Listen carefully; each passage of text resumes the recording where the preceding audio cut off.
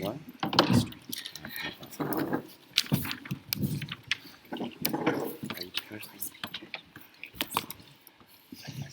I call on this House to order and call upon the Record Secretary to read the minutes of the last public business meeting.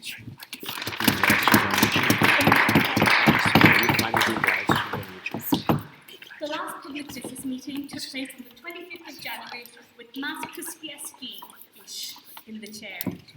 The last debate was about gay community and this week it's about religion, so the phrase from the sublime is ridiculous has never been more appropriate. We voted in an act of great charity to allow straight people so long as they act gay in public. Since we last met, of course, we've had the Trinity ID, so named because we can only survive it with an ID of coffee in one arm and an ID of wine in the other. It means, of course, that the HIST got split into two discrete groups, the nerds and the jocks.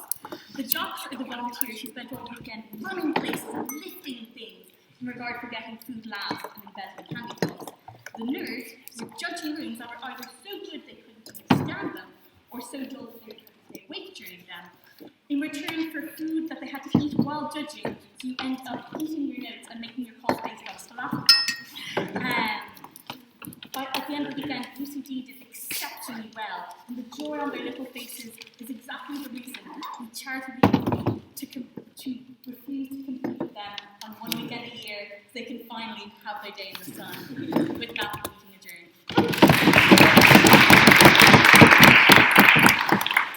adjourned.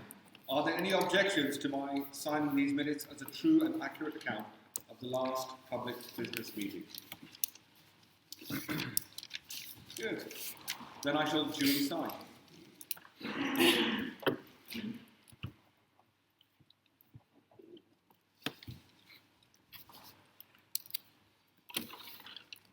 I should now like to call upon the auditor to introduce the invited guests to the House.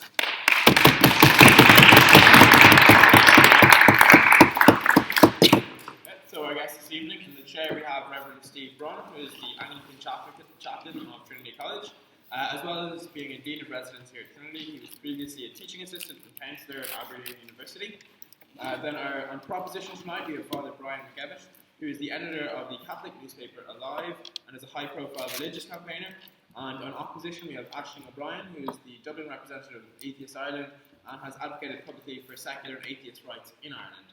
Standing orders this evening are that speeches will be 7 minutes in length for our student speakers and 10 minutes in length for our guest speakers, and there will be about the first and last minute of those speeches. So the first and last minute is what we call protected time, so no one from the floor can ask any questions, but during the middle few minutes, so that's after the first bell and before the second bell, anyone from the floor, that's all of you guys, are welcome to offer questions. You can do so by just standing up and saying something along the lines of point of information or on that point, and if the speaker accepts you, then you can ask them a question.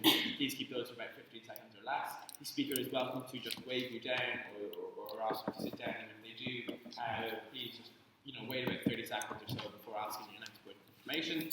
I'd also like to draw your attention to the oratory return that you'll find in your seats. If you look inside those, you'll see very clear instructions for how you can fill them out. We use these at the end of the year to calculate awards and medals that we give to our chamber speakers, so it really does mean a lot to them if you fill those out. And those at the end of the debate. So without any further ado then, I'd like to hand over to the chair to start the debate.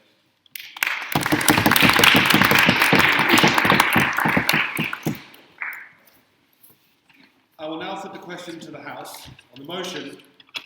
This happened. Oh, sorry, I think I've done that wrong.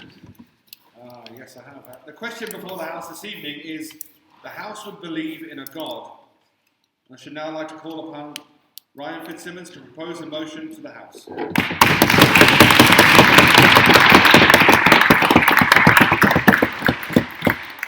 Rian, as this is your first time speaking in the chamber, you're entitled to maiden's rights. Should you choose to accept those rights, that means no one from the floor can offer you a point of information, but should you choose to waive them, you'll get a rousing range of applause. Which should you choose?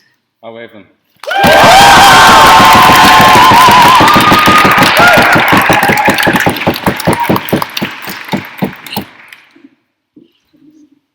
Ladies and gentlemen, human beings are meaning-seeking animals. All the great things human beings have done in art, politics, ethics, science have always been done in response to a sense of meaning. take away meaning, and you take away humanity. Now, I don't think any serious individual in the room can say that they have not thought about the meaning of the universe and contemplated the existence of a God at some point. This is because as human beings, we find ourselves in this world with no recollection of how we got here, or how the world came into being, and little knowledge of what will happen to it next. So, is there a God? There is no human being that ever has or ever will answer that question definitively. For regardless of all the evidence on either side of the God debate, it is certainly impossible to prove the existence or non-existence of God. At best, basing yourself on scientific reason and fact alone, you can only call yourself agnostic. The fact is, we do not know if there is a God. We have to make a choice between theism and atheism. Now, one thing I think we can all agree on is that there either is or is not a God. There cannot be a God and no God at the same time. That would be a contradiction, right? So therefore, you must accept that agnosticism isn't much good. You either have to choose theism or atheism. To sit on the fence and remain agnostic is simply acknowledging what we already know, that the existence of God isn't provable, that God may or may not exist. So my job now is to explain to you why you should choose theism over atheism. Both of these positions represent a leap of faith. Atheists don't like to admit that they have a faith, but there you go. They're not positions of pure scientific fact and reason. So which leap of faith is the best one to take? Well, it seems rather obvious to me, the most human part of me, that choosing a faith in God is far more preferable than believing in a meaningless world. So here's just one basis on which a belief in God is preferable to a belief in nothing. Any student of history knows that there is next to no justice in the world. You will not find it where there is genocide. You will not find it where there is massacre. You will not find it where there has been corruption. You will not find it where crimes have gone unpunished. So if we are to find justice, we must find it somewhere else. Somewhere beyond our own lives. I choose to believe in the eternal and the meaningful universe because I hope for justice. And taking the leap of faith to believe in God is really about hoping. That's what it is. No, thank you. And what I say to the atheist is, firstly, when we contemplate the meaning of the universe, we can think of it like a system. And for systems in general, I propose the following axiom. The meaning of a system must lie outside of the system. To give you an example, consider a game of chess. Suppose an ET came to Earth and observed a game of chess. They would see the pieces, the rules, the board, and they'd probably be able to play. Yes? If we accept that life is meaningless and nothing beyond what we have on this earth and the happiness that we have here has any kind of value, does that not give us an incredible amount of liberation insofar as we accept every happiness as the ultimate true? Well, Ollie, I think it's far better to contemplate and strive to understand the meaning of the universe rather than the meaning of our own lives.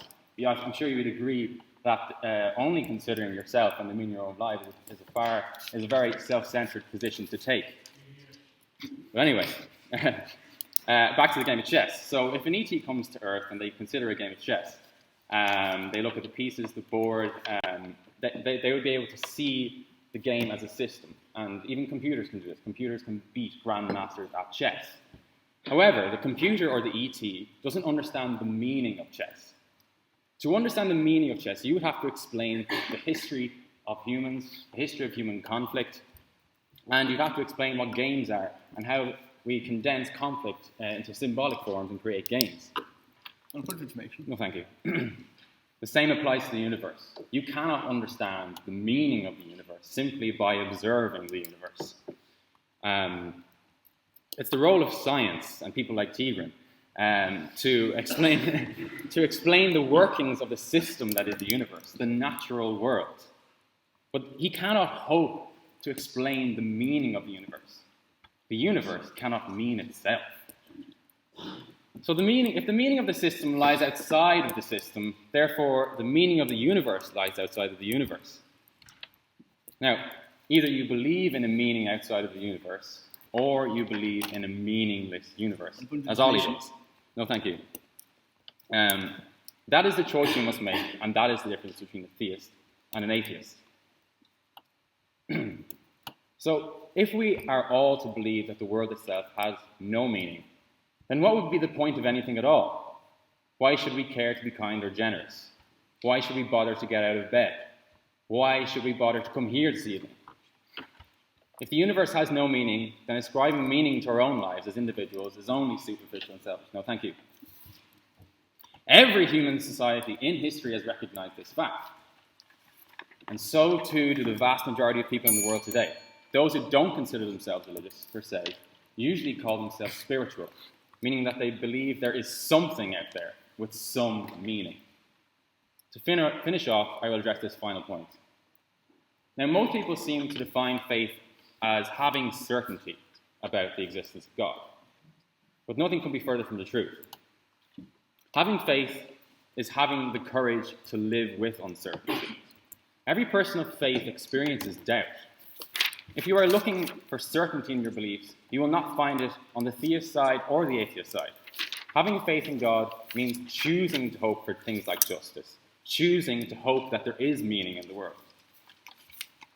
Now, I assume you've come here tonight, you do not wish to sit on the fence of agnosticism. So if you are agnostic, you can consider it a rational step to come to the atheist side and hope for a God, a meaning, and for a justice, but to experience doubt in the process, like I do, and every person of faith does. Now, there is nothing unusual about making a commitment with an underside of doubt. Every time someone starts a business, gets married, or makes any commitment for that matter, they take a risk. It's the ability to acknowledge that doubt, so I'll finish off now. So I choose my side because I believe hope, meaning, and justice is preferable to the alternative of meaningless. I urge you to vote for the motion.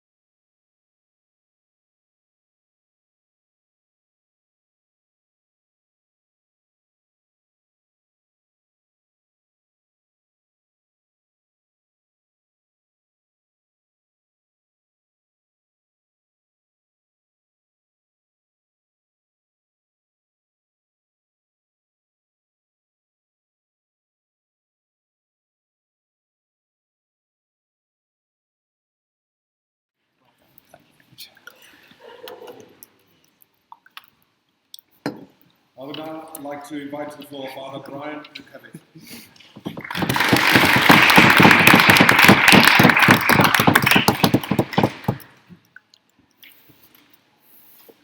Friends and potential friends. I'm very pleased to be here this evening talking on this topic in a college dedicated to the Blessed Trinity, Trinity College. I'd like to say at the beginning that the God I am talking about during this few moments is the Christian God. I'm not talking about the Greek mythology or Greek gods or Roman gods or deism of the 18th century or modern non-Christian religions. I'm just talking about the Christian God. Secondly, I take any points at the question time afterwards, just to kind of save you in the meantime. One of the topics that has come up a number of times already is the whole question of science. And the truth is, there is no scientific evidence for the existence of God. None whatsoever, and there never will be scientific evidence, because science is not designed to deal with issues like God. Science is designed, it's a tool made to deal with material things, things we can perceive with our senses. And so science is not going to turn up a God except a God who is material. And that's not what we're talking about. The existence of God, I'm not going to try and prove that existence tonight. People, again, kind of come along with the idea of being agnostic. And the truth about agnosticism is that that is something that is possible to have in our heads, but is not possible to have in reality, as somebody has already pointed out. That we cannot be agnostic in practice. We are either for or against. We either do believe in God or we don't believe in God. We act as if we do believe in God, or we act as if we do not believe in God. There is no in between. To my mind, an agnostic is something like a truck driver who's going along and he comes to major roadworks on his journey. You know, these roadworks where one side of the road is up and you have to wait until the oncoming traffic comes along, and then when you get the right light, you go ahead. Well, this truck driver is driving along, and he comes to the traffic lights. The problem is that both the red and the green light are on. So he doesn't know what he does. And so he may sit there for a while, waiting for the change, and then the change comes, and both the lights go off. And that is your agnostic. He doesn't know whether to go or to come, to wait or to go. But he has to do one or the other. I said that there is no and there never will be a scientific proof for the existence of God. That doesn't mean that we cannot know God by reason. We can know God by reason, by the power of reason alone. We can know the existence of God by reason alone. We can come to know a lot about this God. Not everything, but we can come to know a lot about God. And I would say that the failure to come to know the existence of God, and even that God is our creator, that this is a failure of reason. It's not a failure of faith, it's a failure first and foremost of reason, and indeed the greatest achievement of reason is to come to know the existence of God. coming to the principal point of my argument, so to speak, though I don't like arguing with anybody here, but I'm not going to attempt to convince anybody that there is a God. That's not the emotion tonight. I'm not even quite sure what exactly the emotion is. But it says this house would believe in our God. There's an if clause missing. If you were all given 50 quid, maybe, you might believe in it. But that's not what we're talking about. What I want to do really is just to try and open the question up a little bit more and to show that the question of God is not a kind of an isolated question that can be detached from everything else in life, but rather that the question of God is central to each one of our lives, whatever our position on God, whether we believe in the Christian God, the Muslim God, the Roman gods, whatever. The issue of God is quite central in our lives.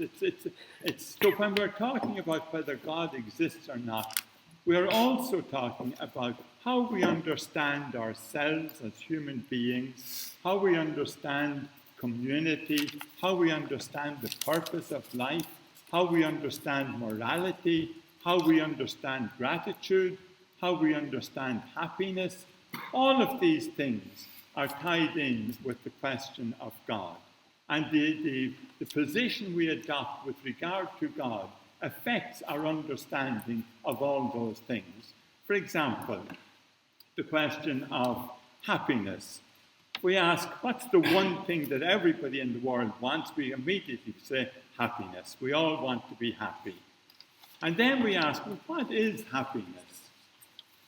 And we think about it for a while, and we think happiness is when we get the things we want, when we get the things we desire. That's a very rough kind of thing. We have to qualify it in all kinds of ways. But that's what makes us happy, getting what we want. And then the question arises, is there such a thing as perfect happiness? Or in the long run, are we doomed to disappointment? One of the problems with the ordinary things that satisfy our desires is that they pass so quickly. We get something, we're thrilled, and then we're bored with it, and then we're off looking for something else. And so there's a kind of a cycle going on, a cycle of restlessness, trying to find something that would bring us real happiness. And if we think about it, we begin to realize, my desire for happiness it's almost kind of infinite. The amount of things that I would like to have. And then you begin to think, well, would it take something infinite to fulfill that desire? Is that what it would take? So there is just this fundamental question in our lives of happiness and the way it is related to the idea of God. We come to the question of our dignity as human beings. What does it mean to be a human being? I mentioned earlier about science not being able to show us that there is a God. Looking for science to tell us about God is a little bit like talking to a surgeon who has carried out an operation on a person. And you ask the surgeon afterwards, when you opened him up, did you find any human rights in him? And you begin to think, the surgeon says, well, wait a minute now, surgery isn't designed to find human rights. We have to go somewhere else. We have got something else. And then the question of our dignity as human beings. Stephen Hawking, the physicist, great physicist, marvelous physicist, hasn't a button when it comes to philosophy, but a great physicist. But Stephen Hawking said that human beings are nothing but a chemical scum on a moderate-sized planet. Now, if you don't believe in God, if you think that death is the end of everything, then that's a pretty good description of people. Problem is, if we think that that's what people are, chemical scum, do we start treating people in that way? Do we just start using people in that way? And so our understanding of what it is to be a human being, is death the end? Is death going to bring, is the grave my home forever, as the psalmist says? Or am I destined for eternal life, eternal happiness? And I would propose to you that that is worth thinking about. I'm not going to try and convince you, but that these are really important questions worth thinking about. And let me just kind of finally end up with one little story. I met a young girl, a 16-year-old girl in Medjugorje a couple of years ago. Medjugorje is a place like Lourdes, where Our Lady is supposed to be appearing. And this young girl, she was from Holland, I said to her, what do your friends back home think of you, being so religious? And she said, most of my friends are really messed up. She said they're in broken relationships, some of them have had abortions, some of them broken families and so on. And she said, the thing they ask me is, why are you so happy? And she said, I tell them because I have God in my life. Thank you.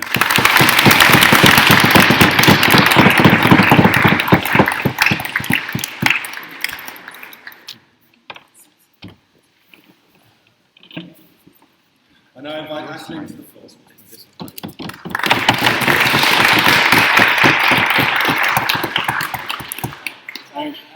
Just to say that we're going to be doing some floor speeches this evening, so that's where any member of our audience can give a speech. If you'd like to give a speech this evening after all our speakers finish up, there'll be 4 minutes in length. And please write your name down on a piece of paper and decide on the debate that you'd like to speak on, and hand those to me, please. Thank you.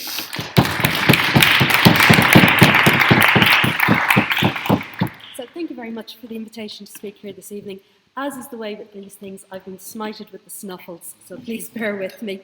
And just before I go into what I've pre-prepared, I just wanted, a few people have mentioned agnosticism, and so far everyone who's talked about agnosticism has gotten it wrong. Agnosticism is not sitting on the fence. Agnosticism is about knowledge. It's about how we can know things and not know things. So, for example, you could have an agnostic atheist. It's an atheist who will question how it is that we actually understand and know things. Just a little point worth clarifying. So there are only two types of people who would find this evening's motion to be of interest. That's those who believe in gods and those who don't believe in gods. And I find the wording of this motion to be particularly interesting, that this House would believe in a God. So I just want to break that down a little bit. So first of all, I just want to consider the word God. So we need just some kind of shared definitions of what it is we mean when we're talking about God. So in this case, we're using the singular, a God. So we're not including the polytheists in this evening's discussion. Better look next time to the Hindus. For most, God with a capital G refers to the God of the Abrahamic religions. This God is a supernatural creator, a ruler of the universe, who has revealed his divine plan to us. And I'm using the male pronouns here in keeping with the tradition of the Abrahamic religions. This God is an interventionist, and a being with whom people feel they can have a personal relationship. Otherwise, really, what's the point in having a God? Most would consider this God from a theistic rather than a deistic standpoint. There are disagreements, of course, on exactly how this God has revealed his plans for humankind, or how exactly he expects humans to show their subservience to him, and through their behaviour, through their rituals, and through their general mutterings. But most who have a belief in this God agree that he has dictated a set of rules. However inconsistent and contradictory these rules may at times appear to be, and that one must live by these rules in order to gain access to an eternal paradise or avoid some kind of eternal punishment. The word would is usually followed, as Brian pointed out, by an if. I would donate all my money if I won the lotto. I would believe in a God if I was shown sufficient evidence. And both these statements are not necessarily true, by the way. It is true that I have no vested interest in there not being any God. I used to say that if I was presented with the evidence for God, I would examine it and draw conclusions from it. And if the evidence was robust enough and would withstand my examination of it, that I would be willing to change my mind. I don't really believe this statement anymore. I have a problem with it. My problem is I don't think it's possible to have robust, convincing, testable evidence that proves the existence of a God. And the onus is not on me to prove the God. The onus is on the person making the claim to present the evidence. No thanks. So if you are claiming the existence of a God, then show me your evidence for that claim. And many people, including those arguing for the proposition here this evening, have presented me with evidence for a God. However, I've never found any of this evidence compelling or robust enough to scrutiny that it has made me question my non-belief. And here's why. A belief in a God is a faith-based belief. Faith is not a virtue. Faith is believing things disproportionately to the available evidence. Or faith is pretending to know things that you do not know. Faith requires us to ignore our logic, our reason, probabilities, and the very laws of the universe. We would not allow fate to dictate any other areas of our life. We've learned that it does not end well for us. If I'm deciding to commit to a relationship with one person and they have consistently cheated on me throughout the whole time I've been with them, but I decide to go with faith and sure hope it'll work out grand this time, well, guess what? I'm ending up in a very unhappy relationship. And of course I don't do that. I look at the evidence and then I leave their sorry ass. Let's remind ourselves that to be robust, evidence needs to be reliable and credible. It needs to be up to date, it's relevant, it is not anecdotal, no thank you, it is not representative of any extreme or non-typical event, it has to be replicated, your terms are well defined, you are measuring like with like, your data is trustworthy, opinions come from suitably qualified and non-biased experts, and you have considered all the available contradictory evidence. And I know what you're saying, Hannah Ashling, there's tons of evidence for God, it's just that you're not open to it. Well, this is your opportunity. Present your evidence, and all I ask is that you present it with the same standard of objective, robust evidence for us to evaluate that you would expect as evidence for any other claim. And remember, just like unrequited love, just because you really, really want it to be true does not make it true. And just because you read it in a book does not make it true either. And I'd ask the rest of us here this evening to evaluate this evidence in the same way as you would if it was evidence for any other claim that you would not be satisfied taking as a matter of faith. Because this is important, no thanks. Religion influences far too many areas of our lives for us to be satisfied that we can take it as a matter of faith. We believe or don't believe based on evidence, and we must challenge faith-based assertions and faith-based authority. One final point. If you do hold a faith-based belief in a God, well, I really don't care all that much, because thankfully we have the freedom to practice a religion or to hold to no religion at all. I really don't care what version of the God you've decided to worship, and I will march with you to defend your right to worship your God, while at the same time disagreeing and debating you about your worldview. What I do care about is when you decide that because you follow a particular religion, that others who do not and are not of that religion have to live by your beliefs. If certain actions go against your religion, then by all means don't carry out those actions. But do not assume that because you have religion on your side, that you have the right or the authority to force others to live by your rules, because you believe you have access to some divine intervention and revelation. In a secular and pluralist society, we need to discuss issues of morality freely and openly. We need to engage with social issues with respect, compassion, understanding. We need to be slower to judge, and as Brian said, we need to treat people with dignity. We need to bring empathy to the table, and we need to listen to the experience of others. What we do not do is we do not dictate what we think is moral or right, based on what we think a supernatural being whose existence lacks any real evidence is telling us to do. And when you are the editor of a Catholic magazine that you publish and distribute into homes around Ireland that contain rhetoric such as secularism is the most absurd and most anti-human ideology that humans have ever come up with. This evil secularist ideology must be vigorously opposed by right-thinking people before it completely destroys our families, our society, and our culture.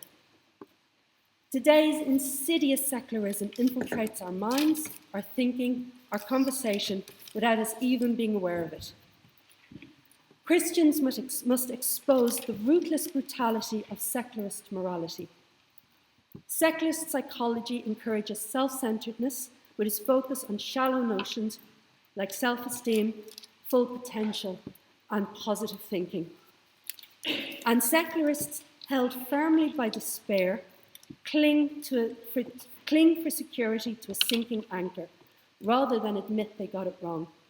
We shouldn't let them bring them down to the depths with us. Well, then you are guilty, at the very least, of deliberately spreading misinformation, and at the very worst of the unchristian act of spreading hate against your fellow citizens. Secularists are citizens who deserve respect, no more and no less than all our other citizens. Secularists are parents and grandparents, carers and teachers, volunteers, Gardaí, politicians, employers and employees, nurses, doctors, farmers. They are religious and they are non-religious alike. They come from every social strata and every walk of life. And bigotry against secular citizens, as with any other citizens of our nation, must be condemned in the strongest of terms. Please oppose the motion. Thank you.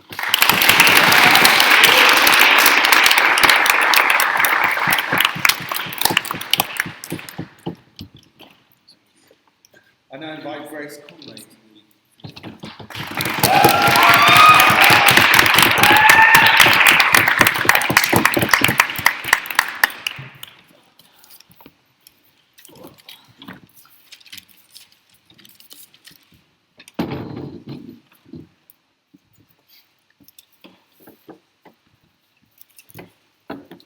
Okay, hang on to your hats, lads, because here cometh the theology. Our problem with this debate is that it's getting very pernickety, so I'm going to make it like a lot more general and a lot less pointed, and I also have a lot to say, so I'm not going to take any POIs. So, the entire crux of this debate surely must depend on what God is, what we perceive God as, whether God exists. What is the definition of God? Tell us, Grace, I hear you ask. The answer must lie there. But you're all wrong. None of that is actually important to this debate. Our definitions are distorted due to a legacy of interpretation of what God is.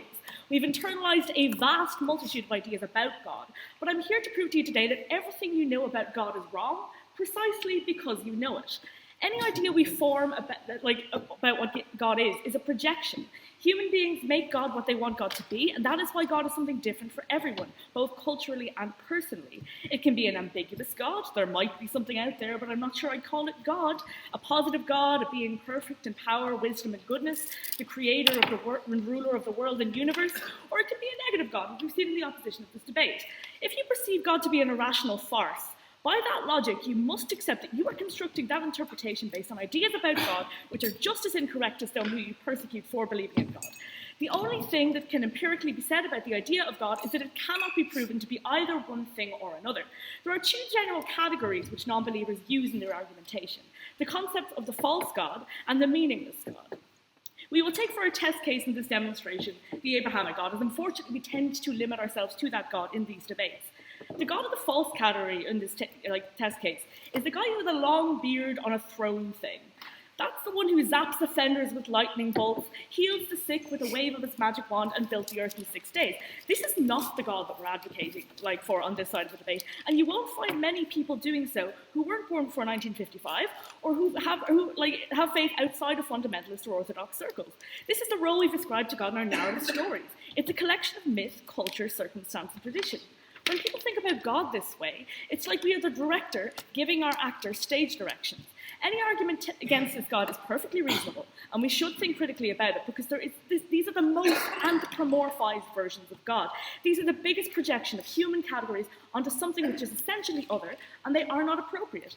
Gradually, over the last 3 centuries, it has dawned on people that these attributes are not only absurd, but also archaic, which brings us on to our second category, the meaningless God. This is the God that loves you, or engaged in intelligent design, or who wants to grant you salvation in an afterlife, which you are conveniently incapable of achieving. This is the standard moderate God that most people of faith have internalized. But the problem with this definition is that it's still an all-powerful entity, but now is conveniently removed from any actual responsibility. The sort of God who spun the spinning top and has just been watching it spin ever since. And this definition seems more palatable and certainly more reasonable, but it's actually not. It's a God for a more contemporary way of thinking. The way we approach things like God has changed to fit our culture, how we think, our values, what we imagine a supreme being might fit, like might look like and where it might fit into our lives. However, this is just as much a projection as the false category. From our earliest articulations to now, human beings have idealized the characteristics which they both lack and respect in equal measure, and extend them to an entity beyond themselves, like so much that they have become synthesized with this concept of God. So right about now, you're probably wondering why I'm on prop. And I don't blame you. Up until this point, this speech could probably be a well-thought-out argument for a moderate atheist rally. But I'm going to drop the bomb that by this metric, you have absolutely no grounds in which not to believe in God. Absolutely none. Atheism is projecting rejections of a projection onto something for which there will never be any evidence either for or against. So I have a fun game for you. No? Take a second to think of some of the adjectives you would use to describe God. I'm going to bet many of them begin with either im, in, or omni. So, for example, immortal, invisible, inaccessible, ineffable, incomprehensible, indescribable, impassible, immaterial, infinite, omniscient, omnipotent, omnipresent, omnibenevolent, infinite, immanent. I do theology. Now, you might not know what all these words mean. They're the sort of words that only serve to give the purpose of looking good in essays or giving theologians headaches. But what they have in common is that they are all cataphatic and apophatic adjectives. The one that they have in common is they describe God by saying what he is not rather than what he is. It's called speaking about God in the negative, and it's the only reasonable way to speak about God. Theologians such as Pseudo-Dionysius developed this theology which stresses that we can only speak about God negatively because God is fundamentally and essentially other, not tangible, and we cannot be adequately described in human language. For example, it is an incorrect statement to say that God is wise. God is not a thing which is wise, or that we can attribute wisdom to. But to say that God is not ignorant avoids the problem of a human view of God. It avoids verbal idolatry, it recognizes ambiguity of language and its openness to impersonal interpretation. It doesn't prescribe any false certainties. It acknowledges the limitations of reason. It recognizes God's separateness while also acknowledging that the idea of God in itself is something which is fundamentally paradoxical. One should not say that God exists in the usual sense of the term, but nor should we say that God is non-existent, because neither existence nor non-existent applies to God. God is beyond existing or not existing, and yeah, that might sound a bit agnostic. It's certainly something which Westerners often have difficulty wrapping their heads around because it's much more compatible with an Eastern understanding of God. So right about now, I bet you're saying, but hang on a minute, Grace, why does this mean that I should believe in God if you just said that God doesn't exist? But I like to think of it like the liar's paradox. The classic liar's paradox is the statement of a liar who states that they are lying. For instance, by declaring that I am lying or that everything I say is false. If indeed I am lying, I am telling the truth, which means I'm lying. Are we all good? In plain English, that means that there's no way of knowing, but closing yourself off to the possibilities of what can or cannot be proven is an incredibly narrow-minded way of approaching something unknowable. It puts you at the center of the universe, and your perception of everything is then based on the limits of your knowledge, rationality, and the experience of what you do or do not encounter during your brief sliver of life. To quote Shakespeare, a man who had it sussed. There are more things in heaven and earth, Horatio, than are dreamt of in your philosophy. That's very true. So to conclude, there are more unanswered questions than there are questions that we will ever be able to provide an answer to. And instead of being shut down, these questions must be left open. We experience more than what is put in front of us. We must think beyond what we can prove or make sense of. To use an apophatic example, God doesn't make sense. So believe in God or Allah or Brahma or Fujin or the flying spaghetti monster or Buddha, no, I wouldn't recommend Buddha. Buddhism is scary. Like, Buddhism is really scary. But believe in that is just beyond our limits, because you have absolutely no reason not to. No matter what any pedantic radical atheist will tell you from behind their fedora.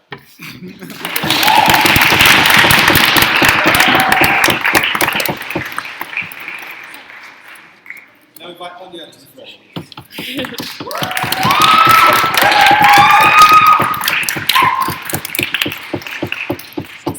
Firstly, just a reminder about floor speeches. If you'd like to make a short 4-minute speech after our other speakers have concluded, please hand a piece of paper with your name and the side of the you'd like to speak on up to myself. And secondly, Anya, as this is your first time speaking in the chamber, you're entitled to maintenance rights. As you saw with Green, if you choose to accept them, no one from the floor can offer you a point of information, but if you choose to waive them, we get a rousing round of applause. Which would you like to choose? I'd like the round of applause.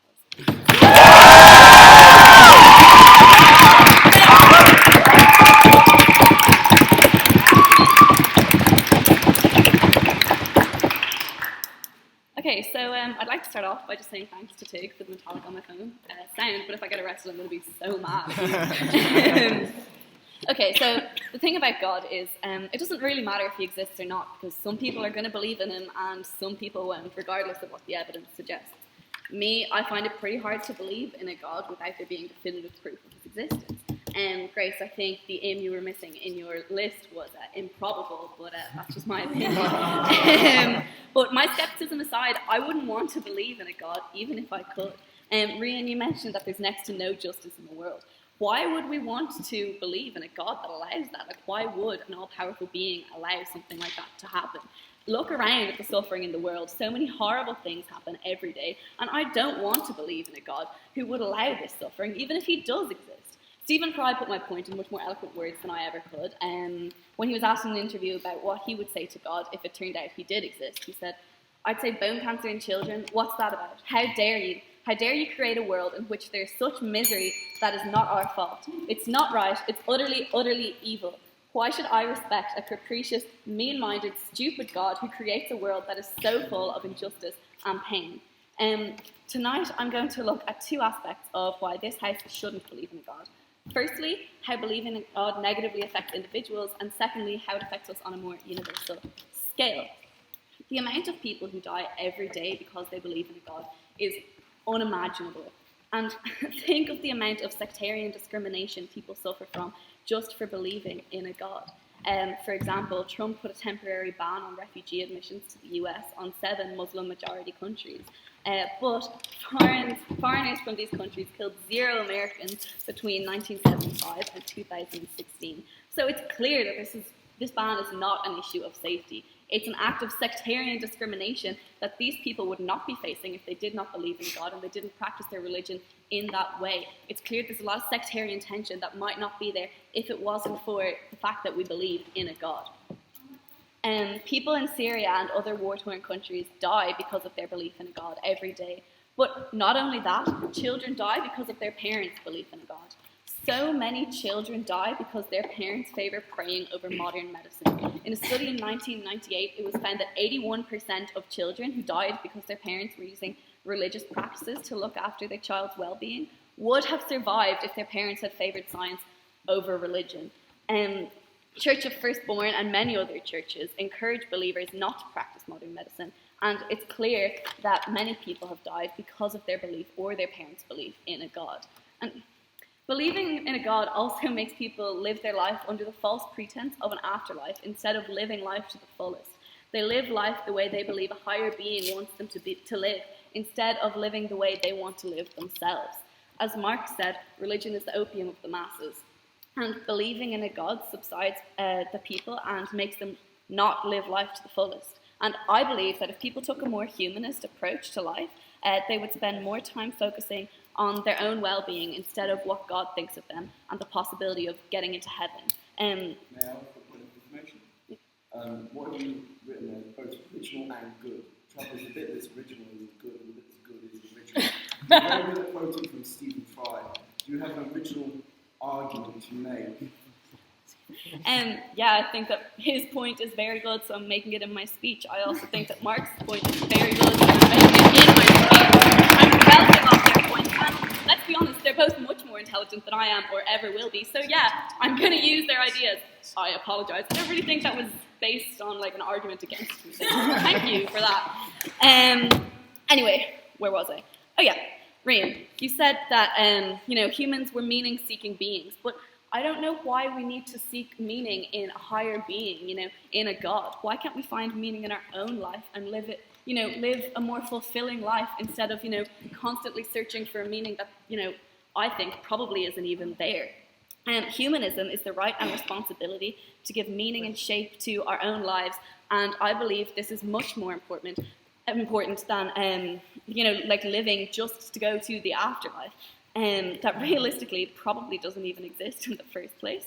I don't think also that we should base our identity and happiness on a belief of a higher being, as Father Brian suggested. I think that we should base our happiness off ourselves and how we feel in ourselves as people and our lives, as opposed to how someone else might view our lives.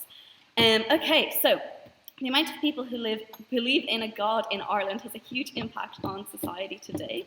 And because of people's belief in God in the past, the Catholic Church is insanely powerful in Ireland. The state and church are intertwined, and the power of the church, which stems from people's belief in God, diminishes our rights. Because of the Catholic Church, same-sex marriage was only legalised in 2015. If it wasn't for the Church's power and people's religious beliefs, we would not have to abide by the Eighth Amendment. Maybe if people did not believe in a God, we as women would have more control over our own bodies. And maybe the reason, Father Brian, that no human rights were found in that body that we're talking about is because the Catholic Church is taking them away from us. Another problem with believing in a God is that religion is so strongly linked with capitalism in modern society. Religious holidays like Christmas are based around spending exorbitant amounts of money, and because people feel pressured to celebrate these holidays because of their belief in God, they sometimes end up in debt. And the fact that people have to bear these costs just because they believe in God shows that religious beliefs continue to entrench us in the capitalist system. In Germany, people have to pay a church tax to support their religion if they believe in God. So people are paying money just to believe in a God, and I really don't think that's fair at all. Also, the cost related to believing in a God impact the less well-off more than the wealthy. There are the same payment obligations on both sides of the economic spectrum.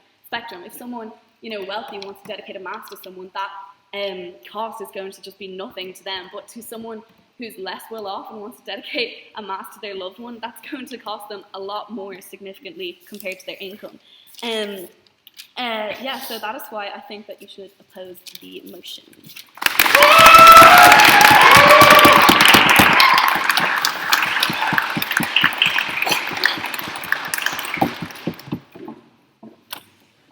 I invite now Catherine to the floor.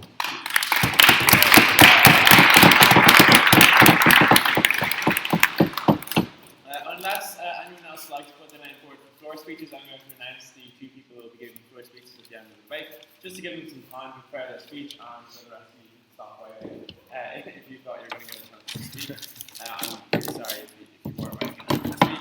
So our two speakers this evening are going to be Campbell on proposition and Stephen on opposition.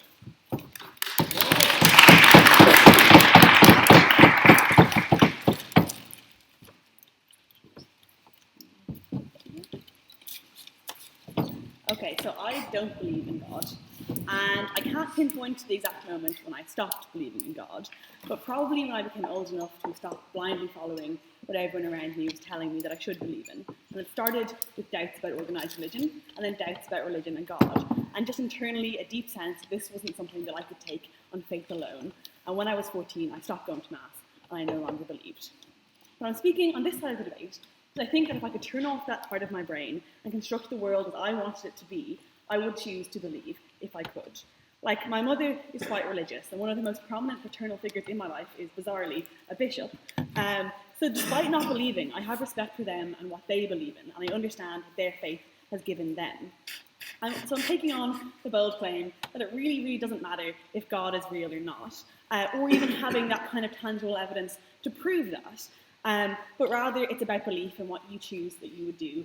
Thanks, Anya, for setting up the debate I actually wanted to have here. And look, the world is full of pain and suffering, isn't that bad? And everything's terrible. But it's also full of things like hope and love and other good things. But moreover, if that pain is going to happen anyway, and if I'm going to suffer, I'd rather suffer in a world in which there is a God that I feel is looking out for me.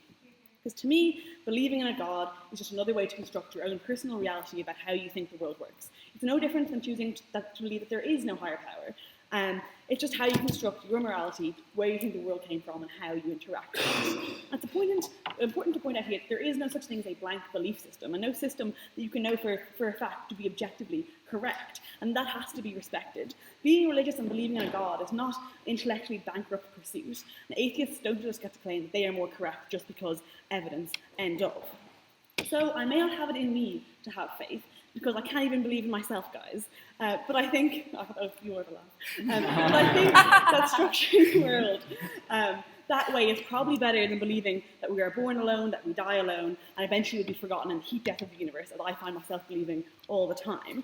I'm not going to get up here and give a defense of organised religion and the things that they have done and the things they have forced people to do. And like any ideology, people that have been killed for believing in it. I'm not going to defend any one God specifically, because I don't think that's my burden, but rather I'm going to be talking about what believing in that kind of higher power means.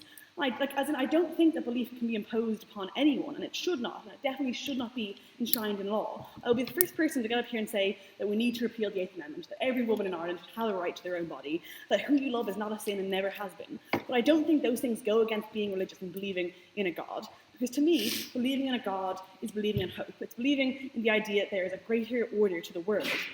That you haven't been forgotten by everything that's around you, and someone will always be there looking over your shoulder, making sure that you don't lose your way. And even if you do lose your way, there'll be someone there guiding you back. Like, a connection to the spiritual is a source of strength and something that you can lean on in times when you don't have that strength in yourself. So Anya asks, why can't we find meaning in ourselves? And that would be great. And we could be happy with that, but fails to understand sometimes that internal meaning doesn't exist, and there is no internal happiness that you can clutch at, and you need a belief in a God to be able to fill that. Because I don't know about the rest of you, but sometimes I find myself getting something like a flash forward and imagining what it will be like when I die.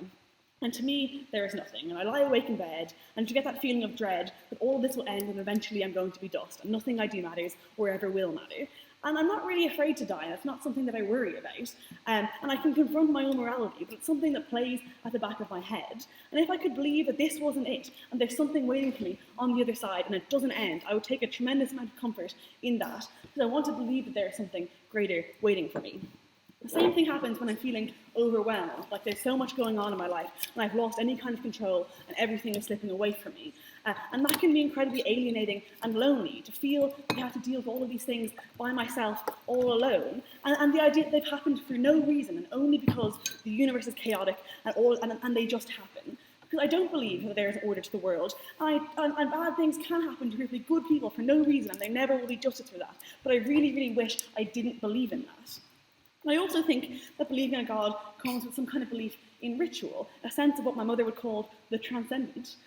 Whether that's organised rituals like going to mass or going to funerals, or something more personal like superstition or personal rituals that you could have. And I think that they can be incredibly comforting, a way to feel safe, whether it's a way to process grief with your loved ones around you, or a way to ward yourself from harm, because it gives you something to do, anything, when you feel that there's nothing you could possibly do to ever make anything better.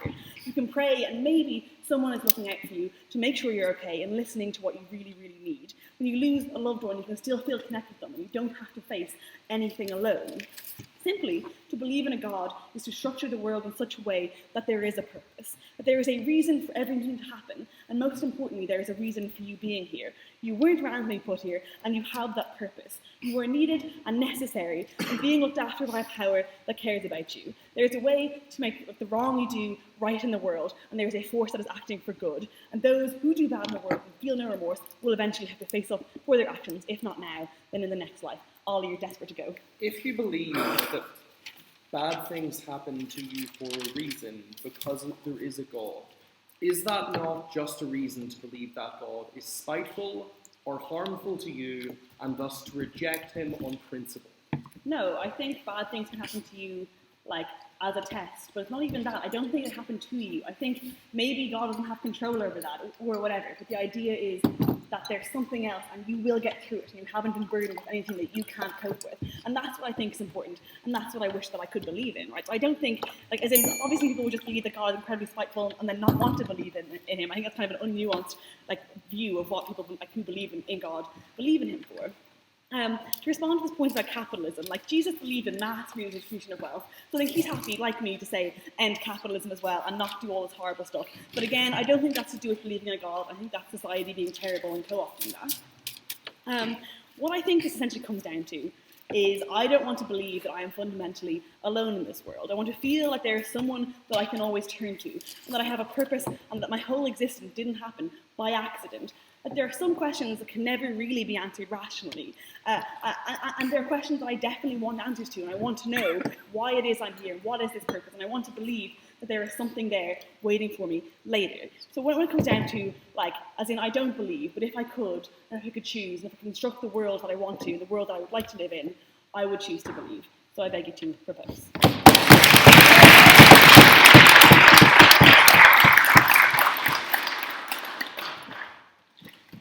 And by Rory to the table.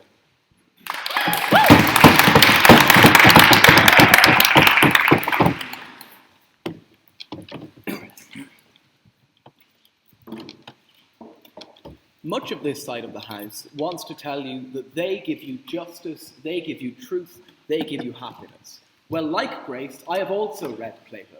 And one of the things that Socrates asks in his first dialogue is something just, or this is a variant on it, is something just because God says it is just, or does God say it is just because it is just?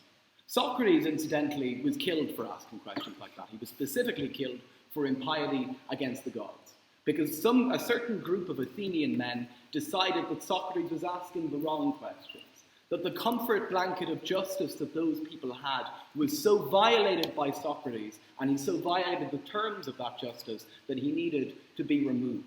What's at stake when you decide this is what justice is, this is what truth is, this is, in Rian's words, why I get out in the morning, is a great deal. Because it's how you live, because it's how you understand everything that goes on in the world around you. And it makes you, I would argue, profoundly less open to other people and other ideas when they come at your doorstep. 3 questions. First of all, is God real? Big question. Second of all, is theism just? And second of all, what can atheism offer you and me?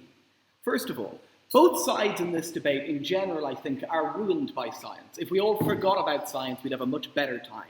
I don't care about science. I find it limiting. I'm a literary critic, normally. And I think that there are plenty of ways of knowing or not knowing things that don't require you to go out and have a look in your back garden. One of them is philosophy. Can God make a stone so heavy that he cannot lift it? Why would an all-powerful, benevolent God who embodies goodness allow suffering? Is something just because God says so, or does God say so because it is just? Plato, gave the ontological defense of God, saying that God is God because he embodies the perfect forms, and that we cannot conceive of those things, so inevitably we get God wrong. The problem with that argument is that it presupposes the question I'm asking, which is, are goodness and justice actually real? Can we actually pin them on something certain? Because those virtues must exist in order for God to embody them perfectly. It would imply that they're somehow prior to him. And if they're prior to him, then why do we need God to have them? Another way that you can do this is, also it assumes escaping those paradoxes that I was talking about earlier. God can't embody all of the virtues infinitely because some of them contradict.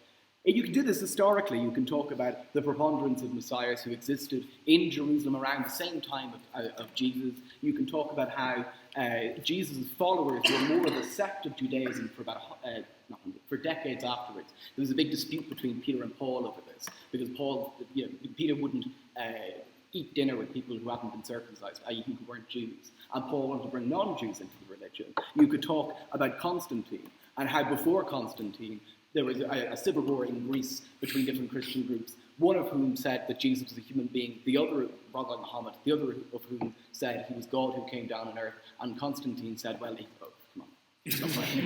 You could talk about it with philological criticism. I think it was Tigran said Genesis 1:1. I know Genesis 1:1 in Hebrew. Bereshit bara Elohim et ha-shemayim ve'et ha-haaretz. But what's interesting about that, I'm not just saying that to show off. The point I want to make with that is that that line creates this opposition between the earth and heaven. Et ha-shemayim, the heavens. The et ha-aretz, the earth. You could write that another way so as not to do that. But the universe as envisioned by the Hebrew Bible contains two constituent parts, the earth and heavens. From the very beginning, we have a wrong idea of how the world works that goes all the way through the Bible. You could talk about the different words used for God in different books, one of which is Elohim, which is a plural. Yeah, and there's an awful lot of scholarship that would argue that until maybe 400 BC, 300 BC, Jewish society was polytheistic. And that a lot of those books of the Bible were retroactively made into this monotheistic version of the truth. So God is, I think that by those means, we may not definitively be able to say that God is real. I think we probably can definitively say he's not real. Because I don't think that I think that you can know things by thinking about them hard enough. And by thinking about logically whether they work out or not. And looking at the texts that these people present you and seeing what they say. But regardless, right, so that wasn't what most of them talked about. Most of them said, well, forget that for a moment. You need to think about justice and you need to be able to get up out of bed in the morning. So is theism just? Let's remember Socrates. If something is just because, if God says something is just because it is just, then justice has nothing to do with God and Rian remains in bed in the morning. We haven't figured out where it comes from, whether it's real, anything to do with it. If something is just because God says so, then we have a problem. Think again about that Christian God. Isaiah saw no problem with God causing the Assyrians and Babylonians to sack it's kind of both at different times, it's complicated, to sack and pillage Jerusalem and kill many people because some people sometimes were buying and selling goods and services on the Temple Mount. That may seem horrifying to you, but to Isaiah that made perfect sense. Because everybody makes up their own creator. You pick another God. You don't want that one. You think that God's not just, so you make up your own God. What's their justice going to be? Because I'm willing to bet it's going to be exactly the same as what you think justice is. And that's part of the problem. Because that justice that you've made up and superimposed onto your God becomes so powerful to you, it is for real the reason he gets up out of bed in the morning. It becomes so immovable, so steadfast when that's the case. This is the what atheism offer idea. Because we think that there is a value to a different conception of justice, which says, look, roughly we're looking for what is the best for the most people. And you can change that way the question from what does God want and have this rigid, immovable truth to what is best. There is no external base for it. It's dissatisfying. It's uncomfortable. But theirs is no different, and don't let them fool you into thinking that it is. Why should you get up in the morning? Well, look. Literature is nice. People you love are nice. There are lots of pretty things and sunsets and so on. Look, what I'll say to you is this. I don't think that my way of living is necessarily easy. I think it's difficult in a lot of ways to live without the comfort of your own dogmas. But what I would say is that it is a much freer way of living. It's a way of living in which you get to define the terms of your existence and not your rabbi or your priest or your imam. It's a world in which you are free to make those decisions. It's a world in which you must be brave and accept that sometimes you're going to lie awake at night not knowing what the truth is, not knowing what's going to happen after you die, knowing that you're going to be forgotten, but ultimately you will be happier. Thank you very much.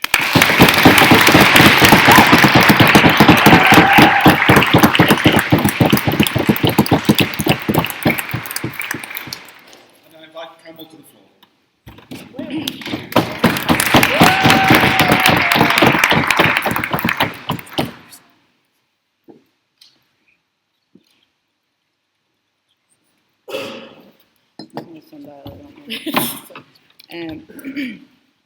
So you sort of have to forgive me if I'm a bit awkward about this. This is the first speech that I haven't had more than about, it's making noises, less than 20 minutes to prepare, but I find this really important, and I know I'm going to fight an uphill battle here, but I think that I'm pretty lucky in the regard that I was raised as an Episcopalian, so I have like a different approach and a different experience with how faith has worked in my life. So first of all, I'm going to say Faith in God is not a system, it's a relationship. There is a reason why God is called God the Father. It is because he is a parent figure. Like, you could disagree with your parents, you can not get along with them, you can not talk to them, you can go to your room, but they are your parent. It is a relationship you have with them. It is not just being told what to do, it is a give and take, it is a conversation. It doesn't have to be a literal conversation, it can be a conversation within your own mind, but still. Secondly, faith is a capability and it has utility. There is a reason why people are called people of faith, because they have this capacity to feel this way. Like, basically going off of what Catherine said, like, the reason why this utility is important is all the things that she's already discussed. But, you know, this relationship is not about evidence. It's about feeling and trust, and it's not ignorant. It's the choice to use something that you have to make the choice to feel better about the life that you're living. It's love. It's like love. You know, you don't choose to love someone. You don't like, even if this person is ugly or they're not nice, but you still love them, and you don't really have control over whether or not you love them. And I know there's, you know, like endocrine sort of hormones, whatever, that go into that, but like it's like that. No. And thirdly, I'm going to say the purpose of faith is not really about the afterlife. It is about now. It is what you're doing in your life now and how you can use this relationship that you've already established with someone who you can rely on, someone you trust in, someone you can, you know, bounce questions off. It's not about punishment and reward. Because faith is a relationship, you know, you're not friends with someone just so you can get things out of them. And if you are, that's not really a good friendship. You know, it's about what you can do with them, what you can experience with them. Like, it is about this experience and life that you can make together and make your own life better. And actually, yeah, go on. Surely in this day and age with a lot of online forums where you can send out the voice into the void and get answers back, sure, you can make a life better in communities such as that instead of God. I'm sure you can, but if you have the capability to do this and the capability to feel this way, then you should exercise it if you want to. So that's why, you know, if you can believe in God and you want to believe in God, then damn well believe in God. You know, it's not about evidence. It's not about facts. Like, it doesn't even matter if God really exists or not. It matters about what you can do with that. It matters about what you can do with God and with that relationship. So, basically, you're all wrong. Because my God told me so.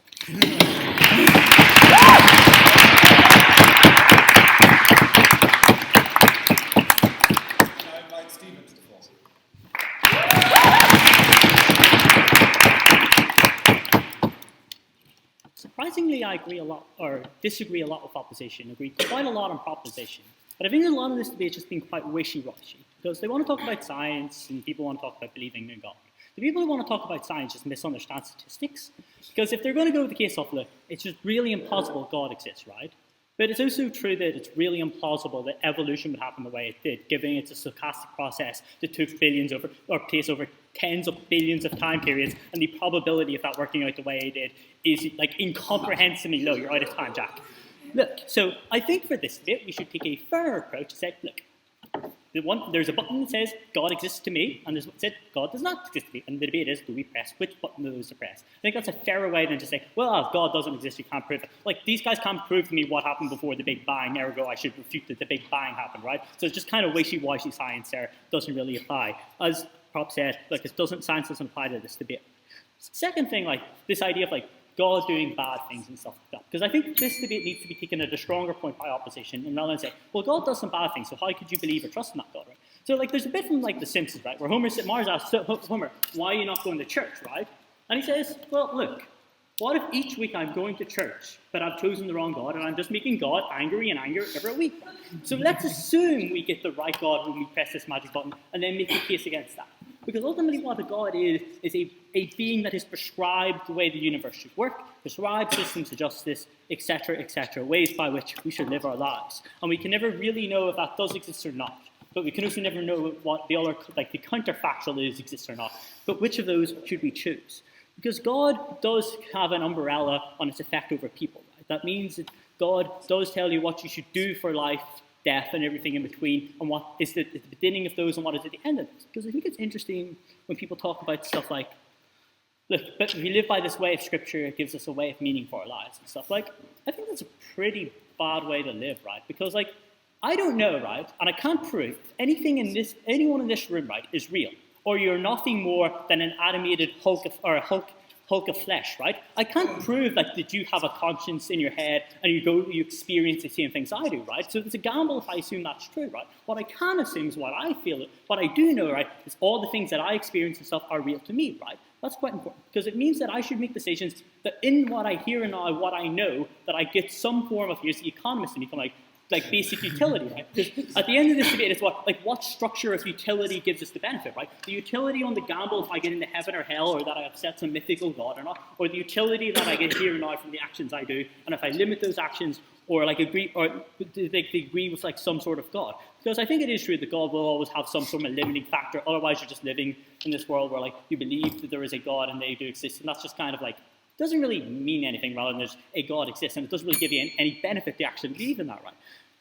So what I can believe, though, is everything I do here and now is the only thing that will ever matter to me, and anything that is ever expedable.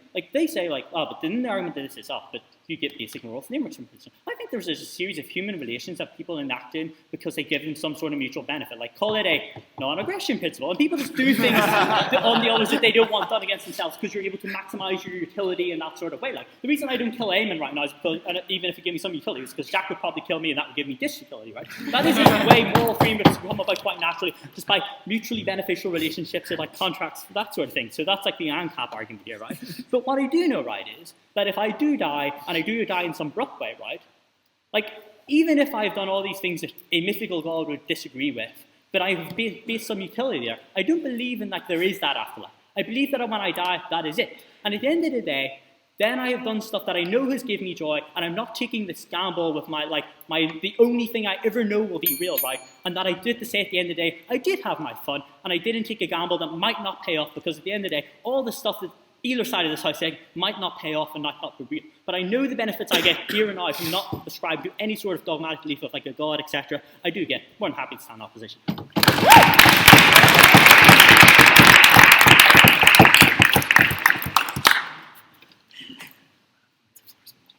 I will now put the question to the House on the motion.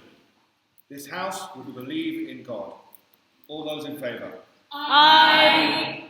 All those against? Nay. There. So we're going to need a show of hands, I believe. All those in favour? Right. 1, 2, 3, 4, 5, 6, 7, 8, 9, 10, 11, 12, 13, 14, 15, 21. All those against? 1, 2, 3, 4, 5, 6, 7, 8, 9, 10, 11, 12, 13, 14, 15, 16, 17, 18, 19, 20, 21,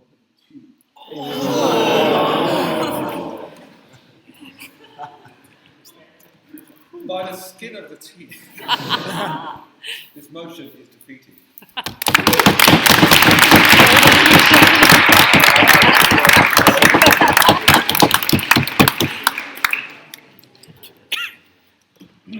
I'd like to say a few things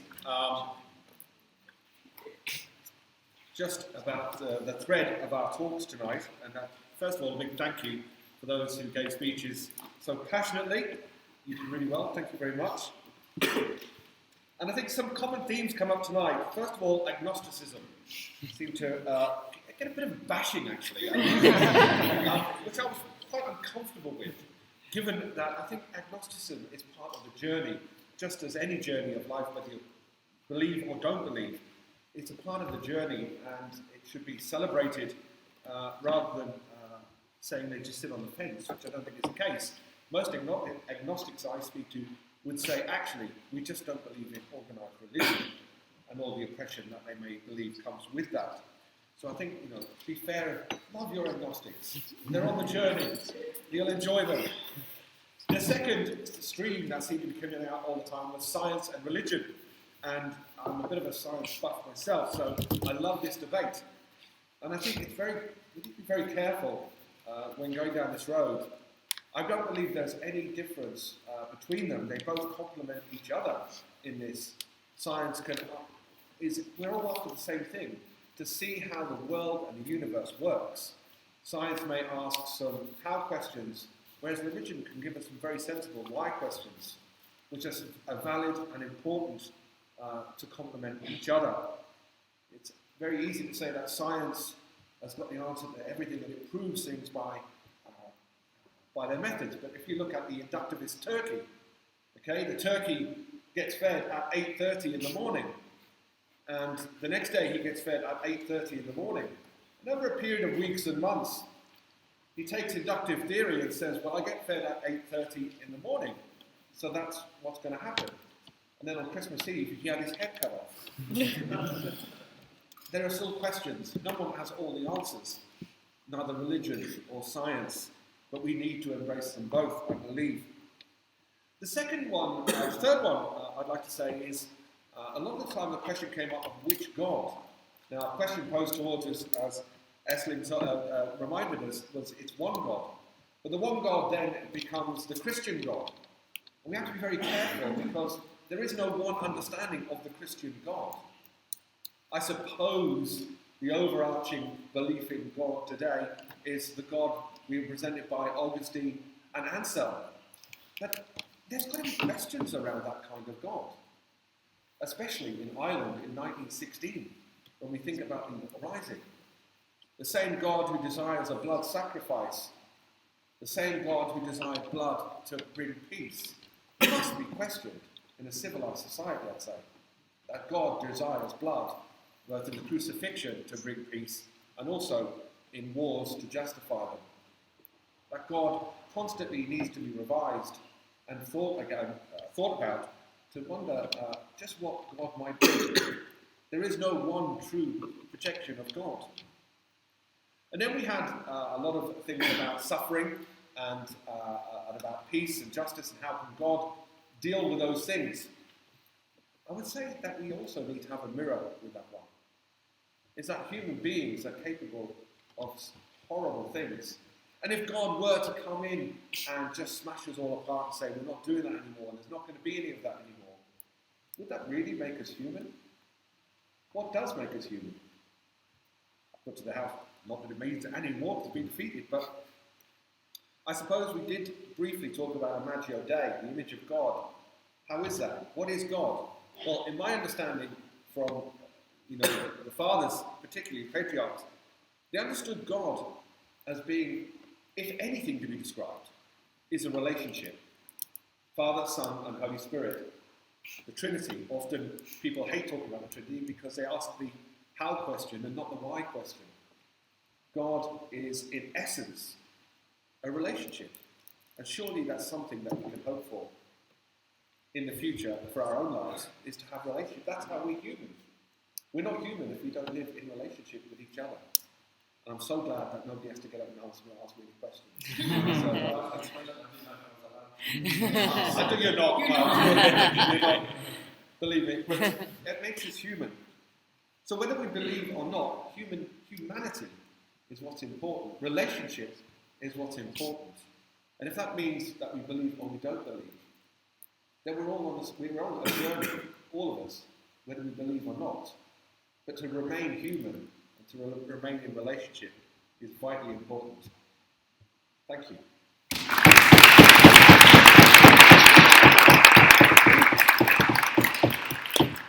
Oh, sorry, yes, another duty. I should now like to call upon the auditor to announce the Society's forthcoming events.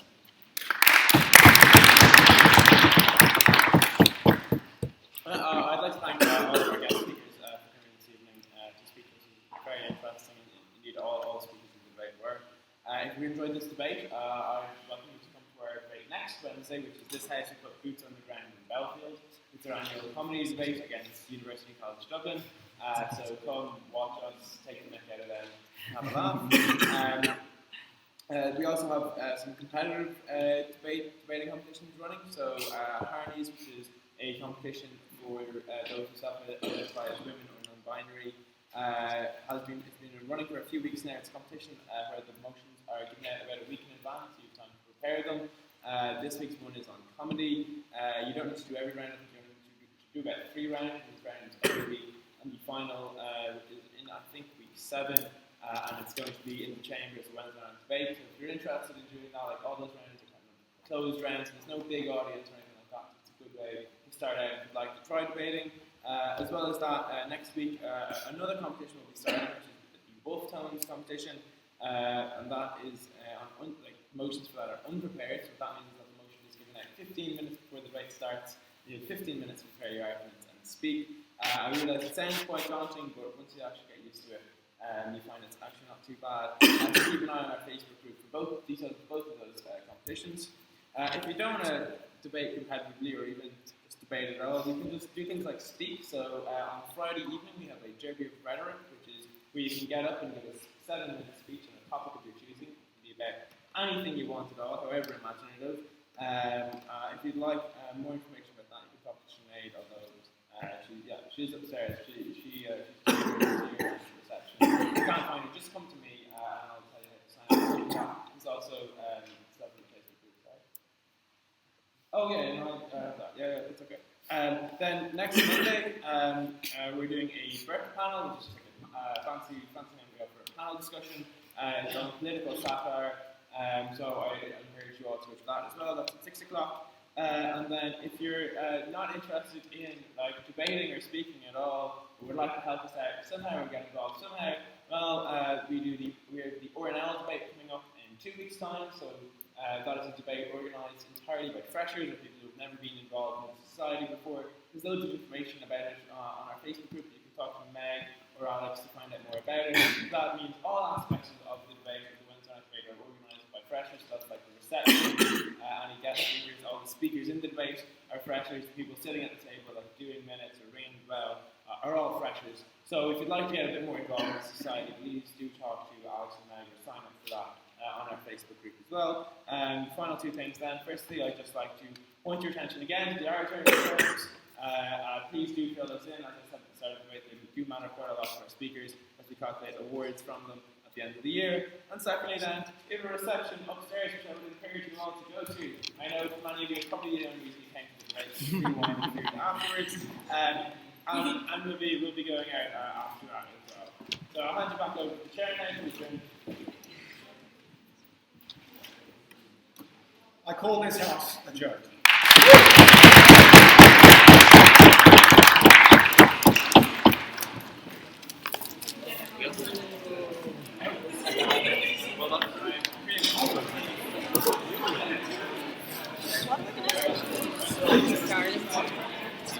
Very interesting.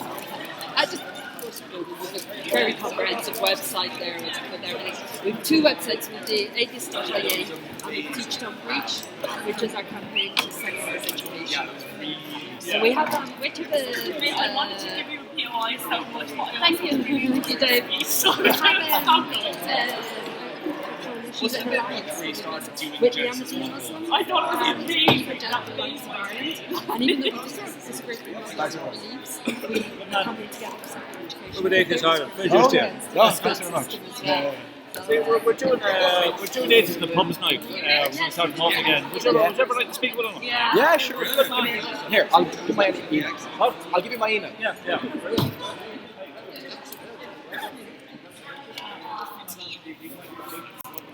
Excellent, yes. It's a great pub. And we buy all the drinks. You want to give me a contact? I'll give you